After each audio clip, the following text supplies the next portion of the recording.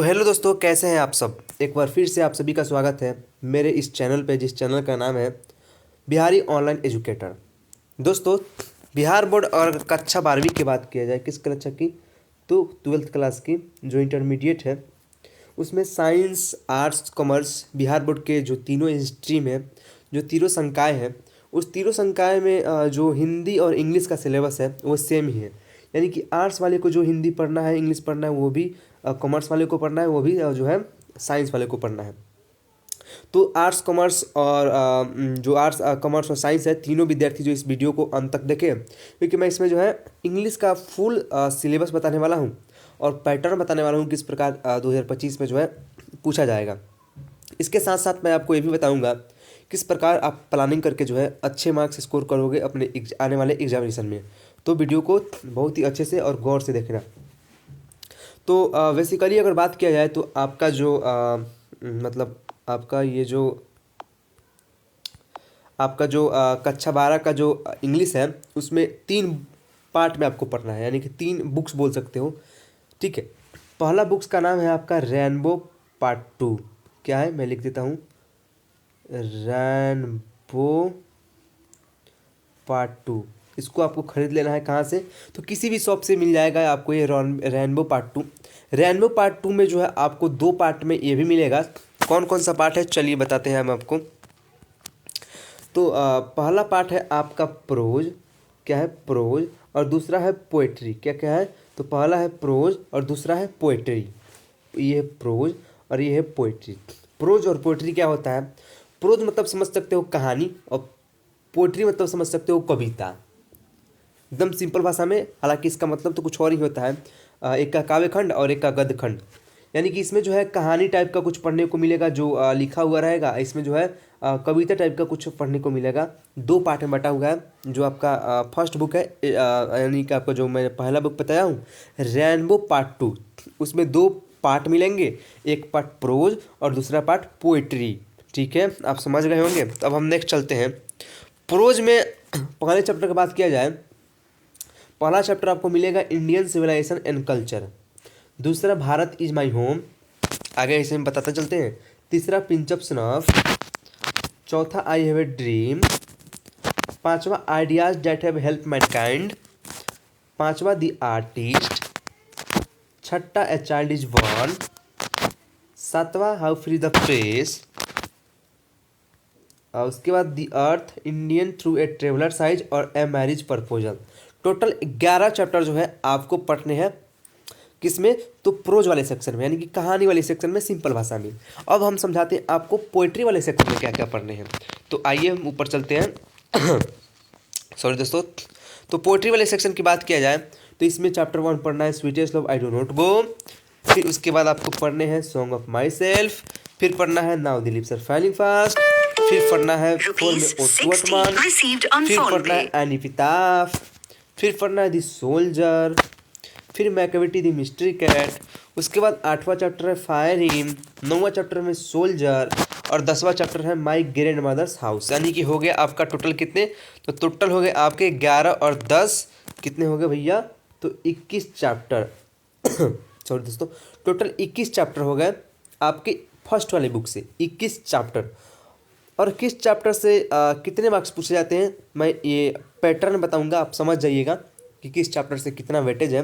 अभी आपने समझ लिया कि भैया पहला बुक है, इसका नाम है रेनबो पार्ट 1, उसमें हमको पढ़ने हैं 11 प्रोज और 10 पोइट्री, टोटल 21 चैप्टर। चैप्टर बहुत छोटा होता है, अगर कहीं आप पढ़ोगे तो लगभग 2 महीने के अंदर, अगर रोज़ 1 घंटा इस पर ध्यान देते हो, ऑनलाइन या फिर ऑफलाइन किसी भी कोचिंग के माध्यम से सेल्फ स्टडी करते हो, तो 2 महीने में आप समाप्त कर दोगे इस बुक को। ठीक है, अब हम नेक्स्ट बताते हैं आपको। हाँ, दूसरा बुक है, जिस बुक का नाम है दूसरे बुक का नाम है स्टोरी ऑफ इंग्लिश। बहुत छोटा बुक होता है और बहुत मस्त बुक होता है। अगर इंग्लिश में आपको समझ करना है, समझ रखना है, तो ये बुक बहुत ज़्यादा इंपॉर्टेंट है, क्योंकि ये बताएगा कि इंग्लिश का उत्पत्ति कैसे हुआ, इंग्लिश कहाँ से आया, इंग्लिश कितने प्रकार के होते हैं, सभी चीज़ें जो हमको बताएगा। स्टोरी ऑफ इंग्लिश, इस बुक से भी बहुत सारे क्वेश्चन आते हैं, खासकर लॉन्ग क्वेश्चन तो इसी से ही आता है एक एग्जाम में। ये बुक भी बहुत ज़्यादा इंपॉर्टेंट है। इसमें सिर्फ 6 चैप्टर पढ़ने हैं और बहुत छोटे छोटे चैप्टर हैं ये। ठीक है, लेकिन जानकारियाँ जो है बहुत अच्छी अच्छी मिलने वाली है इस बुक से। इस बुक को आप जो है लगभग लगभग 10 से 15 दिन में अगर अच्छे से पढ़ते हो तो समाप्त कर दोगे। लेकिन 10 से 15 दिन समाप्त कर दोगे तो कुछ नहीं होने वाला है, क्योंकि रिवीजन ही सबसे बड़ा चीज़ होता है। तो आपको जो है लगभग लगभग हर बुक को जो कम से कम 10 बार रिवीजन करना है। इतना आपको रिवीजन पर ध्यान देना होगा, तभी जाकर जो है आप हर कॉन्सेप्ट को अपने माइंड में रख पाओगे। तो हाँ चलिए दिखाते हैं। चैप्टर 1 है ओल्ड इंग्लिश, यानी कि जब इंग्लिश बना था तब इंग्लिश कैसा था। फिर मिडिल इंग्लिश, उसका मिडिल पार्ट कैसा था। तीसरा चैप्टर है मॉडर्न इंग्लिश। चौथा है English as a world language में कैसा है, स्टोरी ऑफ इंग्लिश ड्रामा। और छठा story of novel in English. यानी कि टोटल 6 चैप्टर हो गए आपके स्टोरी ऑफ इंग्लिश वाले सेक्शन से, यानी कि दूसरे वाले बुक से। अब तीसरा सेक्शन क्या है भैया, तो आप खुद दिमाग लगा लो। 2 बुक पढ़ा आपने, रैनबो पार्ट 1 और स्टोरी ऑफ इंग्लिश, यानी कि लिटरेचर सेक्शन तो खत्म हो गया। अब बच क्या गया, ग्रामर। यानी कि तीसरा जो सेक्शन है वो ग्रामर का ही होने वाला है। यानी कि ग्रामर में आपको क्या क्या पढ़ना है चलिए बताते हैं।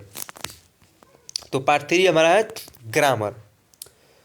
तो ये हमारा ग्रामर होने वाला है। तो ग्रामर की बात किया जाए तो सर्वप्रथम आपको पढ़ना है आर्टिकल। आर्टिकल से आते हैं आपके 3 प्रश्न हर साल। सॉरी दोस्तों, आर्टिकल से 3 प्रश्न आते हैं। बउआ लेवल का क्वेश्चन आता है। इतना इजी रहता है आर्टिकल कि थोड़ा सा आप अच्छे से पढ़ लोगे 3 मार्क्स आपके पक्के हैं। मोडाल्स, ये भी आपके लगभग लगभग 4 मार्क्स वेटेज रखता है ये। नरेशन, और ये नरेशन से भी आपके 3 मार्क्स आते हैं। फ्रेज उतना इम्पोर्टेंट नहीं है, नहीं पढ़ोगे तो कोई बात नहीं है। प्रीपोजिशन बहुत ज़्यादा इंपॉर्टेंट है, लगभग 6 मार्क्स के प्रश्न आते हैं इससे। सिर्फ ऑब्जेक्टिव की बात कर रहा हूँ, चूँकि सब्जेक्टिव में तो आता ही नहीं है। ऑब्जेक्टिव ध्यान रखो, ऑब्जेक्टिव की बात कर रहा हूँ। सब्जेक्ट वर्ब एग्रीमेंट, जिन्हें हम सिंटेक्स के नाम से जाते हैं, 3 प्रश्न आते ही आते हैं। नेक्स्ट है सिंथेसिस। सिंथेसिस की बात किया जाए तो आप नहीं भी पढ़ोगे तो हो जाएगा, लेकिन 2 मार्क्स आते हैं। चूँकि अगर 100 ऑब्जेक्टिव आपके एग्जाम में होंगे तो आपको इन सब को पढ़ना पड़ेगा। ये सब छोटे छोटे जो टॉपिक है, हार्ड टॉपिक है जो मैं बता रहा हूँ, नहीं भी पढ़ेगा तो कोई काम आपका बन जाएगा, कुछ नहीं बिगड़ेगा आपका। लेकिन अगर 50 से 60 पूछेंगे तो आपको सबको अच्छे से पढ़ना पड़ेगा। नेक्स्ट है टेंस। अगर आपने कक्षा 11 पढ़ा है, 12 में पढ़ने की कोई ज़रूरत नहीं है। नेक्स्ट है वॉइस, बहुत इंपॉर्टेंट, 3 मार्क्स के आते हैं। यदि अच्छे से कमांड करोगे 3 मार्क्स आपका रखा हुआ है, कहीं भी नहीं जाएगा।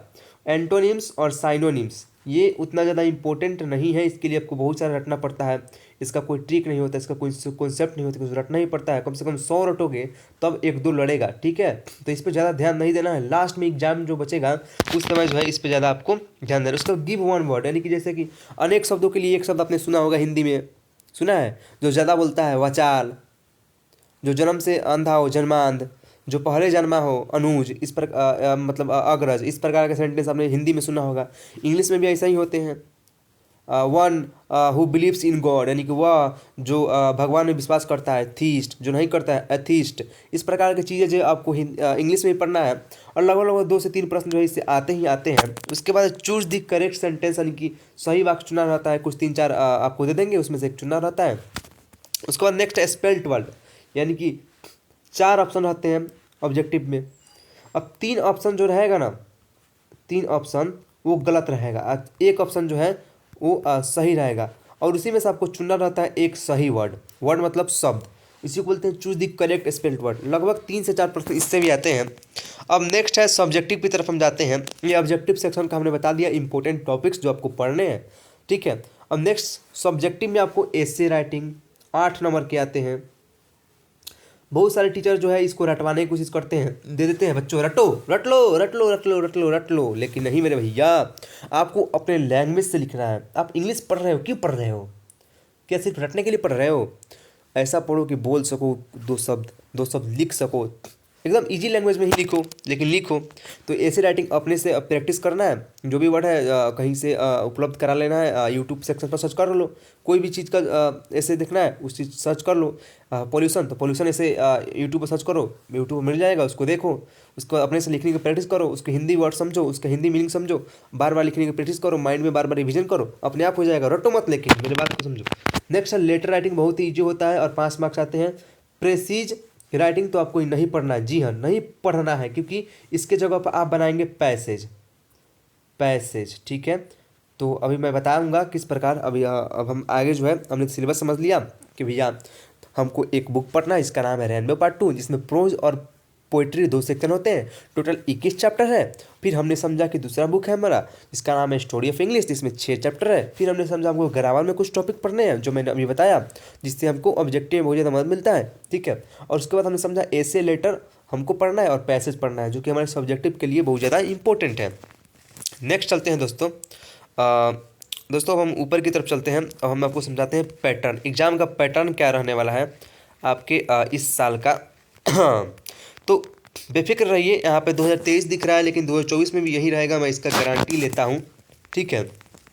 कोई चेंजेस नहीं होने वाले हैं। आपको भी 100 ऑब्जेक्टिव मिलेगा ही मिलेगा, 100% बेफिक्र हो जाइए, 100 तो मिलेगा ही मिलेगा। तो सर्वप्रथम समझते हैं टॉपिक, ठीक है। तो दोस्तों बात ये है ना, बात ये है, अगर बात किया जाए ऑब्जेक्टिव की, MCQ की, तो टोटल पूछे जाते हैं आपको 100, लेकिन बनाना रहता है सिर्फ 50। सही सुना। और जानते भी होंगे, अगर आपने एक अच्छा 12वीं पास करके आए हुए हैं, तो 100 में से 50 ही बनाना रहता है, जिसमें से 60 ग्रामर से पूछे जाते हैं और 40 बुक से। बुक की बात किया जाए तो मैंने बताया था ना, एक रेनबो बुक है और एक बुक कौन सा है, तो स्टोरी ऑफ इंग्लिश से। रेनबो बुक से पूछे जाते हैं 32, स्टोरी ऑफ इंग्लिश से 8 क्वेश्चन। टोटल हो गए 40 बुक से और 60 ग्रामर से। यानी कि अगर आप सोच रहे हो कि मैं सिर्फ बुक ही पढ़ लूँगा, ग्रामर छोड़ दूंगा, तो तब भी आपसे 40 ही प्रश्न बनेंगे, और 40 में से आप 25 से 30 ही बना पाओगे। ये सत्य है, कट्टू सत्य, मतलब एकदम खाँटी सत्य है। 30 से ज़्यादा आप नहीं बना पाओगे, इतना मतलब बीच बीच का लाइन पूछ देता है कि दिमाग आप लोगों का नर्वस आ जाएगा। इसलिए आपको ग्रामर पे ज़्यादा ध्यान देना है। ग्रामर में जो जो टॉपिक बनाया है बहुत अच्छे से पढ़िए, तभी आपका कमांड हो पाएगा। ग्रामर पढ़ लोगे तो सब निकल जाएगा, बुक वाला भी निकल जाएगा। तो 100 में से 50 बनाना रहेगा, तो निश्चित होकर ग्रामर और बुक को अच्छे से पढ़िए। मैंने जो जो ऊपर बताया आपका सिलेबस हो। उसके बाद बात किया जाए तो सर्वप्रथम सब्जेक्टिव में जाओगे। ऑब्जेक्टिव तो फ्री आ गया 100 नंबर, 50 नंबर का, 100 में से 50 बना देंगे। फिर सब्जेक्टिव पर जाओगे तो सबसे पहले आपको मिलेगा ए से। क्या मिलेगा? ए से, जो कि पूछता है 8 नंबर का, देगा आपको 5 पॉइंट, और आपको लिखना रहता है कितना, कोई इसमें से एक, कितना, तो 150 से 200 वर्ड में, 150 से 200 वर्ड में। बहुत ईजी रहता है, लगभग अच्छे से लिखोगे पॉइंट बनाकर तो आराम से 1.5 से 2 पन्ना में होगा, मतलब पॉइंट बनाकर। वैसे तो एक पन्ना में ही 150 से 200 वर्ड आप हटा दोगे। इसके लिए आपको प्रैक्टिस करना है अभी से ही, मतलब हफ्ता में एक जो है कोई भी ऐसे का टॉपिक उठा लो, यूट्यूब पर सर्च कर लो, और उसका जो है लिख लो, उसको बार बार अपने से लिखने की प्रैक्टिस करो, बार बार बोलने की प्रैक्टिस करो, उसका हिंदी अर्थ समझो। यही ट्रिक है ऐसे लिखने का। आराम से लिखोगे, आराम से 8 नंबर तुम्हारे झोली में है। एक्सप्लेनेशन यानी कि व्याख्या आपने समझा है, आपने पहले समझा होगा, जो आपने अगर बिहार बोर्ड से 10वीं का परीक्षा दिया है तो सब प्रसंग व्याख्या करने आता है। तो वहीं बुक का कोई लाइन दे देगा उठाकर, रेनबो पार्ट का मैंने बताया था, प्रोज या पोएट्री दोनों में से कोई में से लाइन उठा देगा और बोलेगा इस लाइन को एक्सप्लेन करिए। इंग्लिश में ही सब चीज़ लिखना है। उसके बाद पोएट्री से एक्सप्लेन आता है, एक प्रोज से आता है, ठीक है। 4 नंबर का, यानी कि 8 नंबर यहाँ से हो गया। तो इसके लिए आपको बुक अच्छे से पढ़ना पड़ेगा, तभी आप एक्सप्लेन कर पाइएगा, ठीक है। तो बहुत ही अच्छे से बुक पढ़िए, बुक बहुत ज़्यादा मायने रखता है। नेक्स्ट है लेटर या एप्लीकेशन। तो आपको लेटर पर ध्यान नहीं देना है, आपको एप्लीकेशन पर ध्यान देना है, क्योंकि एप्लीकेशन से मार्क्स आने के ज़्यादा चांस रहते हैं। बहुत ही ईजी रहता है, प्रोसेस रहता है। क्योंकि 10वीं क्लास में तो हम ज़्यादा करके लिखते थे किसके पास, तो हेड मास्टर के पास, प्रिंसिपल के पास। लेकिन इसमें जो है थोड़ा हार्ड प्रोसेस, मतलब आगे प्रोसेस रहता है, जिसमें हमको लिखना रहता है टू द एडिटर के पास, यानी कि जो न्यूज़पेपर का जो संपादक होता है उसके पास हम लिखेंगे कि हमारी कंडीशन ख़राब है मैं रोड की, उसको छापे अखबार के। इस सब चीज़ों के बारे में एप्लीकेशन आपको पढ़ना है, तो एप्लीकेशन जरूर पढ़िए।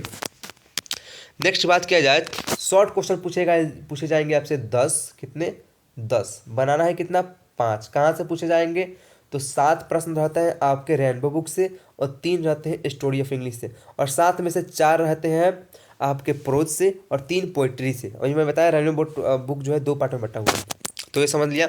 उसके बाद आ गया सबसे ईजी वाला, 15 नंबर आराम से उठाओगे। एक पूछेगा समरी 5 नंबर का, एक ट्रांसलेशन 5 नंबर का, एक स्टोरी ऑफ इंग्लिश से लॉन्ग क्वेश्चन, और मैच करने वाला जो है 2 रहता है। अब ये 6 में से आपको 3 ही बनाना रहता है। तो मैच करने वाला 5 नंबर का 2 रहता है, तो 2 वो बना लोगे। तो क्या मैच करना रहता है मालूम है आपको, कि कौन सा चैप्टर किसने लिखा।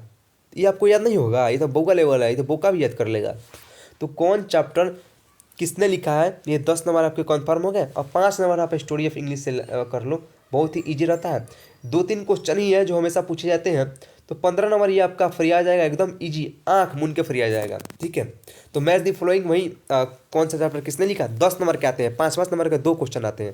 यानी कि इसमें एक समरी पूछेगा, एक ट्रांसलेशन, एक स्टोरी ओपनिंग से लॉन्ग क्वेश्चन, एक मैच फॉलोइंग, टोटल 6 पूछे जाते हैं। ठीक है, जिसमें से 3 ही बनाना रहता है, 3 छोड़ देना रहता है। तो आप 2 मैच कर लेना और एक स्टोरी ऑफ इंग्लिश से बना लेना, इसी का तैयारी करना, कमांड करना पूरे रूप से, आपका 15 नंबर ये निकल जाएगा। नेक्स्ट आता है पैसेज। पैसेज, ठीक है, वही पैसेज गद्यांश आपका जो थोड़ा सा लिख कर दे देगा पैसेज, और नीचे प्रश्न पूछेगा, क्वेश्चन पूछेगा, और उसमें से देख करके आपको बना देना है। एकदम इजी है, बहुआ टाइप है। तो इस प्रकार से आपने समझा कि किस प्रकार आपका पैटर्न रहने वाला है, किस प्रकार आपका सिलेबस है। तो दोस्तों अगर मैं कहूँगा तो सबसे ज़्यादा बुक पे ध्यान देना, बुक को मतलब घोर के पी जाओ।